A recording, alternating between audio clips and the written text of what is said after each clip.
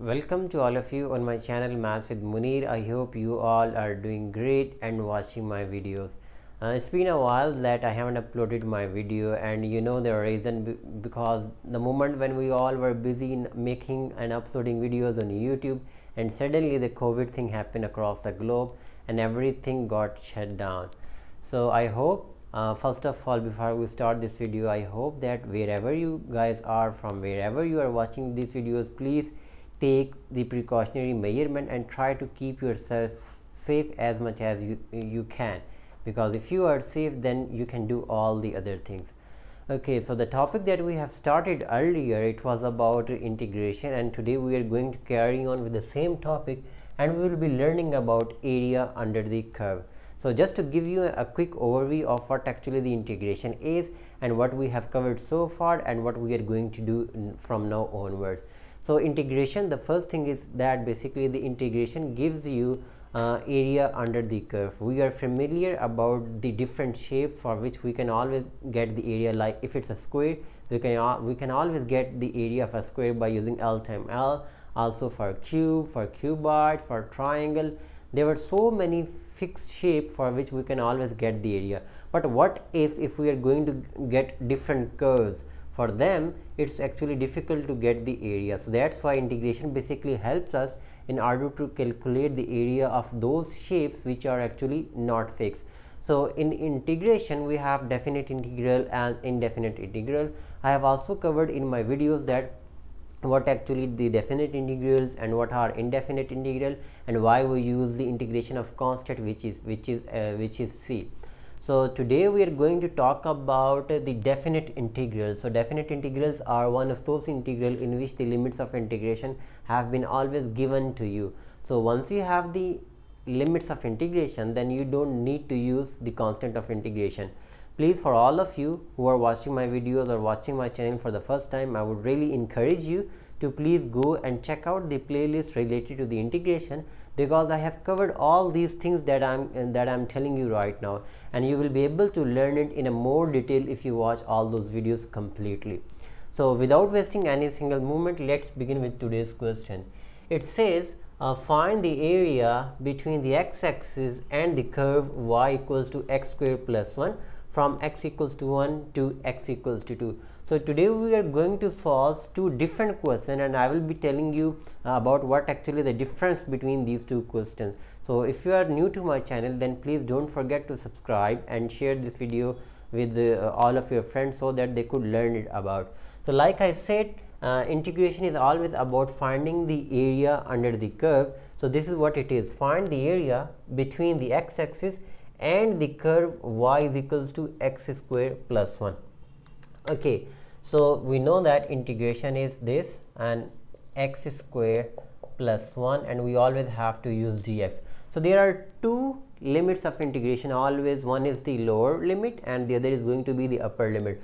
So from your limits of integration that you always have, you know, in integration the variable is basically x, for which you are going to integrate things. That is why you have x over here. So if you don't have the limits of integration, then you have to calculate it, and how you are going to calculate it I will be telling you in the next question. So for the sake of your simplicity, I started things with the simple way.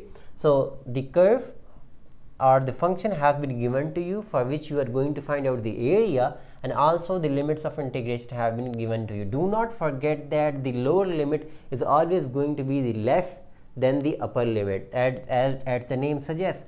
So this is 1 and this is going to be 2. Okay, fine. So since we are finding the area between the x-axis and the curve, so obviously we have to draw our shape as well. So for this question we have two different things. We have to integrate it and we have to get the area, and that is going to be in units, like maybe it could be 27, maybe it could be 38 square unit up, etc, etc. I don't know yet what it's going to give you, but what I'm trying to tell you that it would be a proper number without the variable x. Okay, because we will be evaluating it, and at the end we will be putting the limits of integration, and that would be the one case. And the other thing is that you have to draw the table. All right, I mean, you have to draw the graph for the given curve that you are having. So if you can draw the graph directly by looking at the curve, and if you know the short tricks, then that would be fine for you. If you don't know the short tricks, then first you have to make the table, right? So these are the three things. You have to integrate the given curve that you are having on the limiting point that's been given in the question. That's the one thing, all right? And the second thing is that in order to make the graph of the given curve, you have to make the table first. So the table and the graph, these are the three things, and then at the end you have to shade the region. All right, so I'm going to do the first thing, which is to integrate it. So I'm going to do x square. Okay, so x square dx, we can separate the integration and then it's 1 dx, right? Okay, so what it would be, like I said, there are 4 to 5 I guess different videos on my channel playlist of integration where you can learn how to integrate things. So the integration of x square is going to be x cube over 3, and then over here you have 2 1 plus it's going to be x, and over here you have 2, and over here you have 1.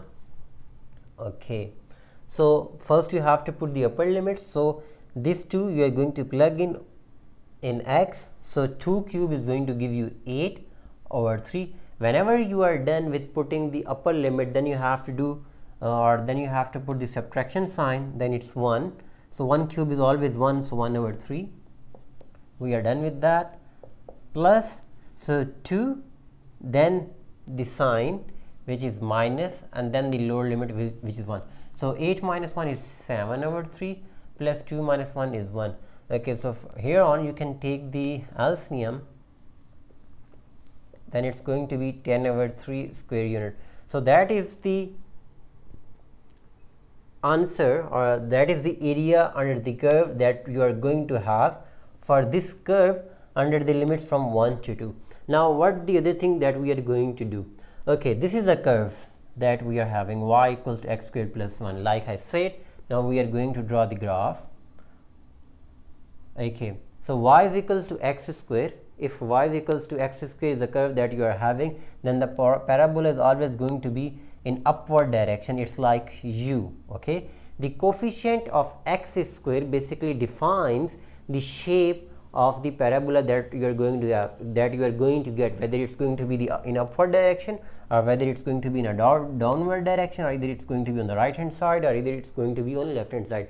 So if it is y is equals to x square, so it will be passed on from the origin.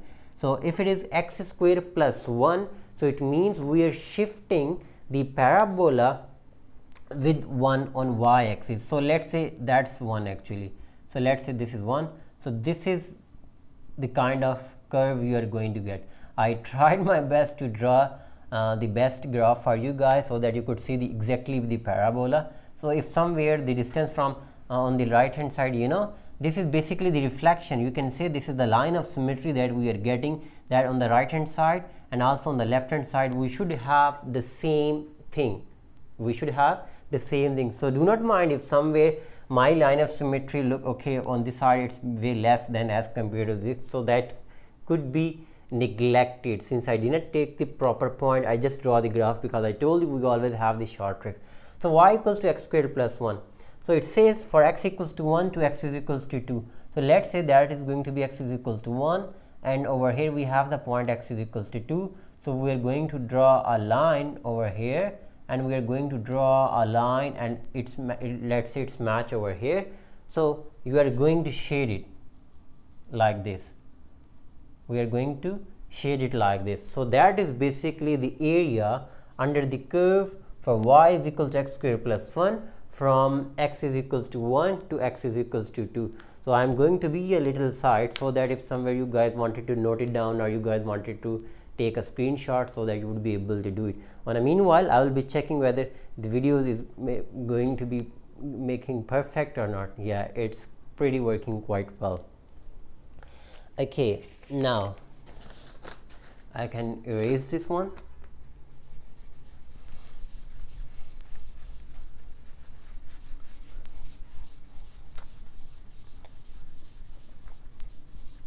So on a meanwhile I am erasing it, you should get first thing in your mind that the area under the curve for questions like these, you always need to integrate it. Okay, that's contain separate marks.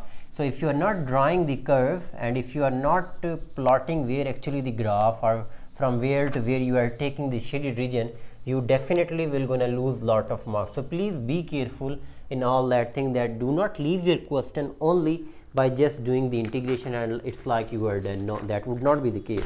So the next question that we are going to do is that find the area between the x-axis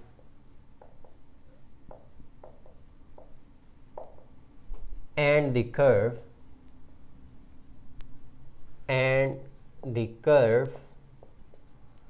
y is equals to 4x minus x square.